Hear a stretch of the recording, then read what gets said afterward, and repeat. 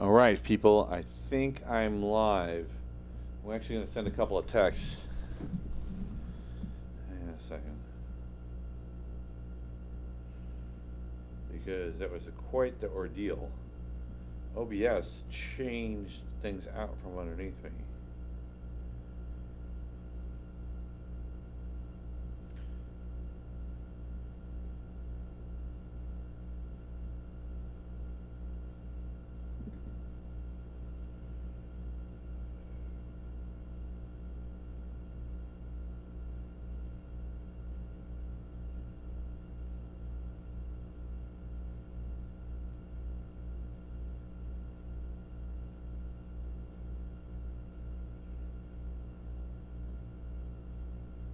Alright, let's see.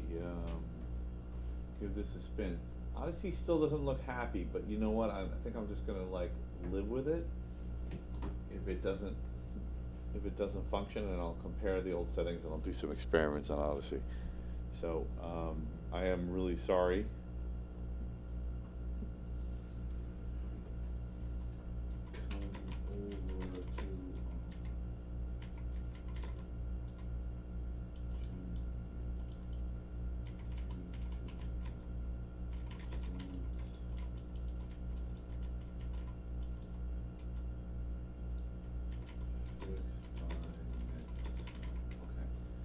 So,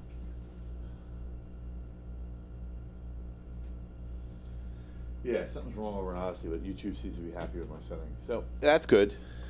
All right, let's get into the transition. I did get a confirmation that I am live right now. Other people can see me, so... Wow, that was crazy. Holy cow. It has been a crazy few weeks, people. All right, let's get into it.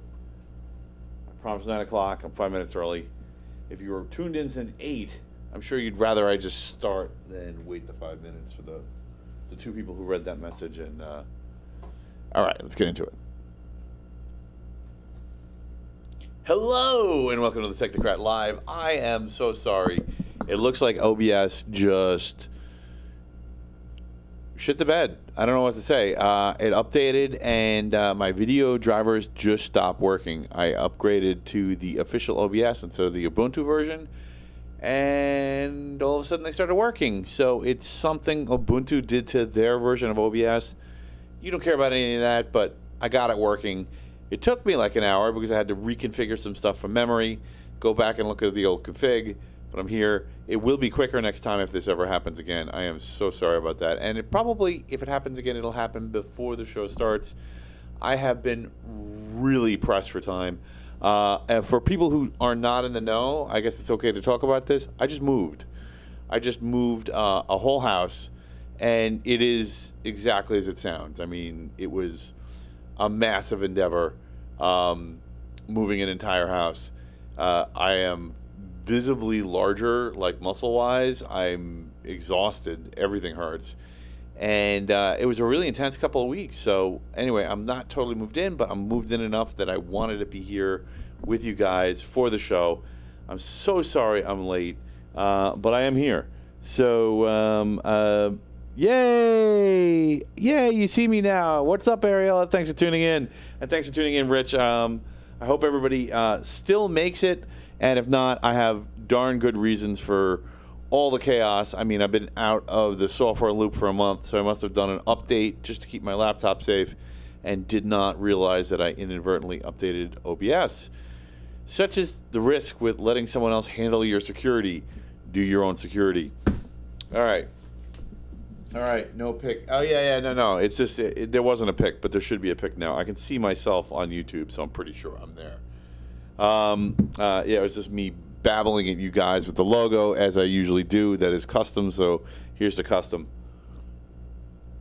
Damn, if I took any longer, my coffee would be cold. That is unacceptable. I'm so sorry, folks. Well, if you have to make yourself another coffee, I completely understand.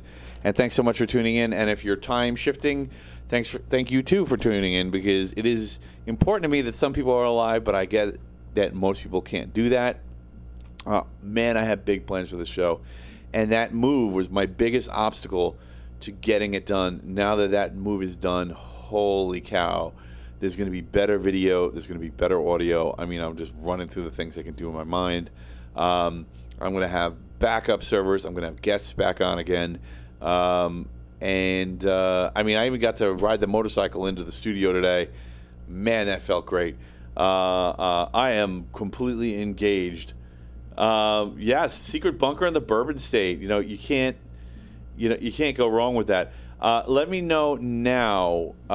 Like say purple. Say the word purple and tell me if you can still not see me. You should be able to see me. I can see myself. I had the logo up for a few minutes. That was on purpose. That was just me doing my pre-show chat. Normally it's before the time that it starts, but we're at 9 o'clock, so if somebody was going to tune back in at 9 like I asked them to, they're here, and so am I. Please, if you like this show, like it, love it, share it, subscribe, let people know. It means a lot to me. That's why I do this. It's not like I get buckets of cash for this or something. I really appreciate it. Okay, great. Thank you for the confirmation, Rich, that you can see me. Okay, so without further ado, let's get right into Dystopia report. So, magic as an interface has been one of my favorite sci-fi topics. A lot of people, some people who are into sci-fi dislike fantasy. And, of course, magic is usually lumped into fantasy. But what people do not realize is that when people are sorcerers or witches or sorceresses or whatever, whatever magical person you happen to be in your title and powers, you generally speaking will mumble things and move your hands around and maybe add some ingredients. And whether you think about it or not, that's an interface. And we're starting to get there. I mean, there's some really great unused sci-fi opportunities for people wiggling their hands in the air in a way that makes them look like they're doing magic, but what they're actually doing is a user interface. And I'm talking about a specific technology that just hit the wire from Apple. Apparently, Apple has added something to their iWatch called Double Tap, which is essentially it's this motion because, well, why wouldn't you do this? So, and quite a bit of software and a dedicated processor had to go into doing that, but they've gotten it to the point where it is reliable. To be specific, it's an accelerometer, a gyroscope, an optical heart rate and an optical heart rate sensor. All are reading different aspects of your hand at the wrist, and that's enough to reliably sense the quote-unquote double tap. Yeah, this looks really cool, and this is exactly the kind of thing that could be part of a larger spell or recipe, or as some technocrats know it, program. Yeah, so this is getting really interesting. We're going to see some funky magic hat action in like that's legit work. I mean, we're going to just look like we're having so much fun. People are just going to get mad, but I'm okay with that. I can live with that. Okay, so that's it for that story. TheVerge.com if you want to read more. Apparently, Generation Air Force One, Next Gen Air Force One, which was commissioned like 3 years ago, 4 years ago, 5 years ago, something like that, with Boeing, is now $2 billion over budget and growing. Right, so Boeing agreed to a fixed price for Air Force One, and they kind of got jacked on that deal. Oh man, I hope I didn't just go. What is going on now? Hold on a second. Why did you go into screensaver? That doesn't even make any sense. I think it kept recording. Let me know if you guys saw any interruption there. Wow, the technical difficulties. The things that happen software-wise to your computer when you don't attend the upgrades for just for a month. I mean, I was really only out of it for 2 weeks. 2 weeks, 14 days. And like all hell breaks loose. You just, everyone gets delusions of grandeur. Yeah, anyway. Yeah, but kind of interesting on Air Force One. I actually kind of like this story. I mean, nobody really feels bad for Boeing. The official name of the project is the VC-25B. That is the Air Force One and I guess Air Force Two. 747 conversions. Anyway, CNN.com, everybody's got it, covering this at some level, although it may be page 50. It is interesting anyway. Speaking of planes, not trains and automobiles, just planes, the biggest airship, Pathfinder, and I said airship, gets FAA clearance to do some test flights to California. So a gigantic dirigible will be flying around in San Francisco. And in case you're wondering, what are we talking about here? Oh, it's 1,500 feet long. So what are we talking about here? We're talking about a Zeppelin, not a blimp, right? So yay, Zeppelins are back. Oh, the huge humanity. Anyway, don't worry, it's helium. It's not hydrogen. It's not going to blow up. That's only a joke about the huge humanity. But the structure of the dirigible is made of titanium and carbon fiber.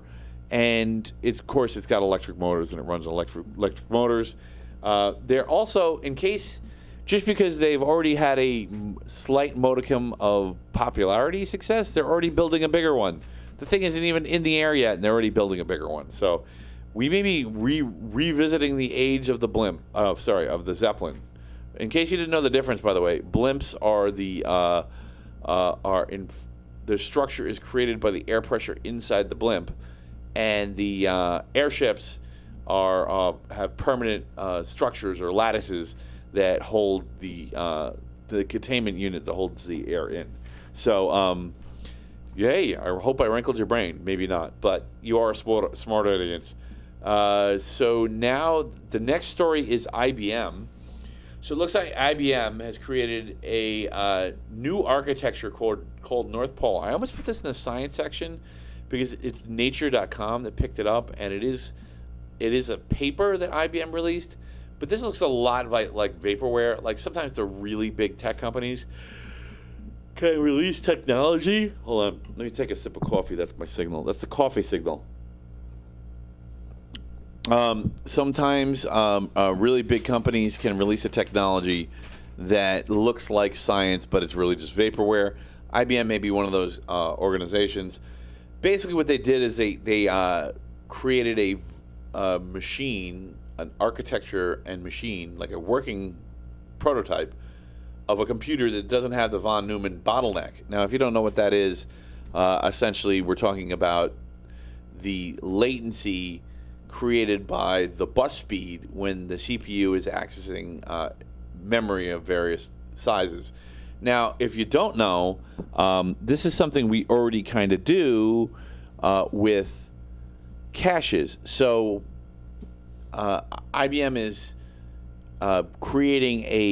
supposedly creating a von Neumann free zone or limited von Neumann effects by incorporating the memory into the CPU, but you can also get the same results by having a faster bus speed. This is one of the things that's made computers get faster and faster, even though the CPUs have definitely slowed down and we've been relying on adding cores to make faster computers. The bus speeds have been going up, so the effective compute speed has been going up. Apparently this is particularly relevant in AI, surprise, surprise, because of course in biology, memory and thought occur within the same neurological mechanisms, and they are not separate components of a machine. So this is really good for machine learning applications. So that's the marketing angle that IBM has. This could be extremely relevant if it's real, but I don't see any numbers. So and I'm not satisfied that this is replicatable, scalable, or even financially well off enough that we could expect to see more of it. Anyway, so that's IBM. On to tech government. So we have a couple of nasty stories. I mean, tech government's always nasty. Let me put my glasses on. Hold on. I think you heard all those ums before, because when I'm squinting, ums make me squint better. I have no other explanation for that. So apparently there's a sweeping EU law, and I didn't know about this. This has been in the works for over a year. but it just slipped my mind. Maybe I had covered it once in its infancy, but I tend to not cover things like this in their infancy because there's a lot of threats that come up. But this is now a law, and I'm really not seeing how the EU succeeds at all with this law in place. It's a law that's going to end up punishing small developers for writing open source code. I mean, cooperation is good. Look, I'm going to make it really simple. Open source is the state of computer science. All right. So if your laws open people up to liability for sharing the source code to a program they're working on, and they want to collaborate with their fellow computer scientists, then you basically have shut down computer science in your country, or in this case, in your co-op of countries. This is very dumb. Anyway, it's the Cyber Resilience Act, or CRA. We're talking about $10,000 fines in the EU if your code is buggy in any number of ways, which you probably can't afford to, if you're doing it for free, to verify that it isn't. Not to mention that a big company, 10,000 EUs, is peanuts. They don't care. So what are we talking about here? This is a tech nightmare for hobbyists. I mean, basically, if you want to share your code, you put it out there, you're jacked. And they put some clause in there. We're supposed to take the sting out and make it a little bit better. But I think Europe just killed itself as far as participating in computer science. They just have commercial hackery with its magic, like the gesturing and the iWatch, but also with its total BS, like this vaporware from IBM. The open source has its own strengths, and you just gave up on all that by doing this. You really need to make the EU really needs to get on making a law that creates a specific exemption. And when you don't create exemptions for little guys to just share code and develop things and innovate on their own, you're chilling your competitiveness. You're destroying your competitiveness. And in this case, it's the EU. But in this next case, it's not the EU. It's actually a company. It's the company Mazda. So, yeah. Do you own a Mazda? No, you don't. You really don't own a Mazda. You thought you did. You're like, oh, I spent a lot of money on a durable good. No, you didn't. It's a rental. And let me tell you why. Mazda has created a DMCA copyright takedown for an amateur app and this is a quote, containing, quote, similar functionality and using Mazda's API. Now, let me just say, on the subject of APIs, there is a ton of case law. APIs, which is just like saying, hey, this is the code, this is the interface. It's literally application interface. And it's an interface. It's supposed to be interfaced with. It's like a keyhole and a lock.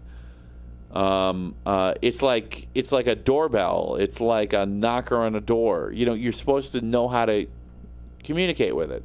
And Mazda has issued a DMCA, or a Digital Millennium Copyright Act, takedown on somebody who is developing code for Mazdas. They have an app, and that app will control various functions in the car.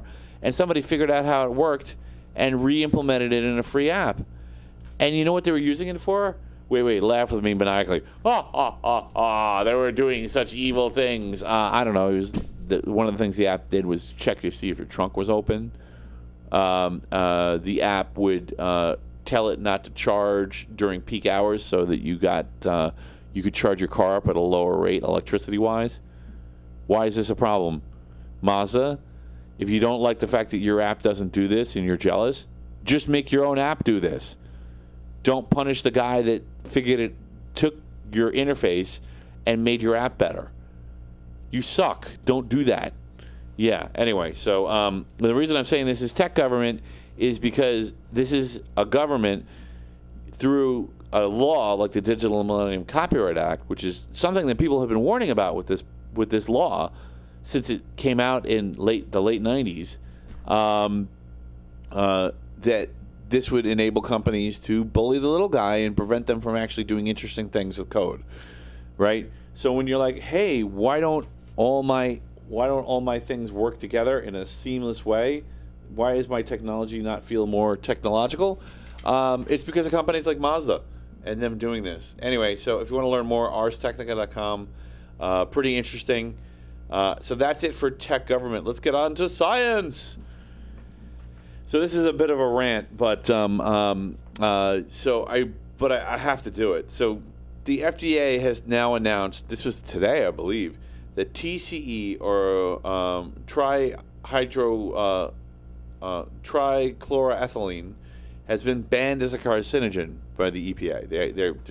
There's still a process where it could be stopped, but it looks like the political will is there, and the EPA is going to ban TCE. So TCE is used in a ton of stuff. It's used in batteries, refrigerants, spot removers, paint strippers, paint removers, typewriter correction fluids, metal cleaners, auto brake cleaner. You know, ever spray auto brake cleaner on a bug and then it dies in about a split second? Where did I get the Mazda article? The Mazda article was arstechnica.com. So, and it was on, it was this month. I don't have the date here, but it was definitely this month on Ars Technica. Usually you can scroll down and see the whole month with stuff. Yeah, not really unfair what's happening to that guy. Yeah, but TCE is crazy, man. It's really, really bad. It's actually a carcinogen, but not only is it a carcinogen, it can actually create Parkinson's. There's reproduction problems associated with it, and it's showing up in the liver and damaging people's livers. So this is a pretty bad thing. It's a useful, industrially, it's a useful chemical. There are replacements. They haven't always been replacements. But the way that most people are taking TCE into their system is through their water supplies. This is the crazy thing. So the water, well, this isn't the craziest thing. 4 to 18% of drinking water in the United States is contaminated with TCE. This thing that gives you Parkinson's and basically cancer. It's crazy. There's a carcinogen in your water and it's completely above level and legit. What? So here's the really crazy part. Here's where we're going to get to the rant. The rant is, this has been in place. This chemical has been being used since the 20s. Since not 3 years, 103 years. Since the 1920s, this chemical's been in common use.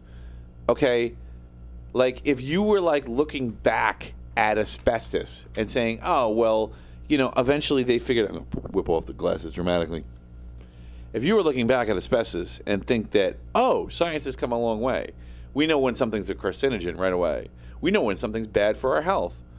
We don't, all right? I'm telling you, as one of the people who worked on the simulations of the structures, the atomic structures in human cells, those simulations don't get very big. You're lucky if you can simulate a tiny portion of a tissue.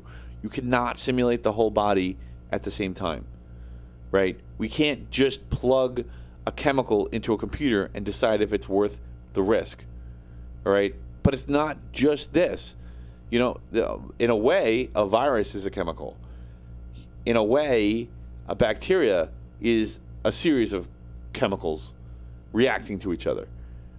We don't have the ability to coherently make predictions about how things are going to affect our bodies in the long run without testing and time. All right? Old science is good science.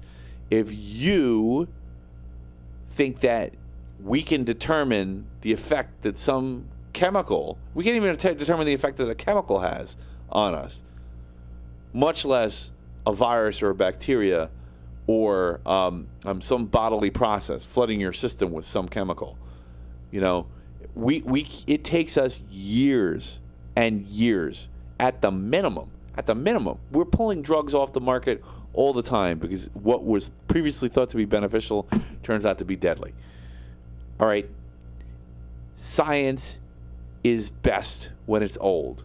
If you don't understand that, you need to take off your fake lab coat and burn it. All right? You're doing real damage, right? It needs to be old. Nobody figures anything out in 6 months. 103 years. 103 years. Anyway, so TCE, really glad to see it gone. I hope my rant didn't fall on deaf ears. Yeah, and good for them doing the right thing. So that's it for Dystopia Report. I'm so sorry. I know it's a short show, and you hung around, and all you got was a 20-minute show. My life is still really busy and still really frantic, but next week will be better. I'm sure of it. And I should have a guest here. Maybe I'll work on my video. We'll see. We'll see what I can do. But thanks so much for tuning in. I really appreciate it. If you missed me, if you missed the Dystopia Report, if you missed watching this show every week, if this makes you happy and informs you and gets you up to snuff, and there will be more snuff next week, by the way, and that's not just some jive. You know, I was a little short on time this time.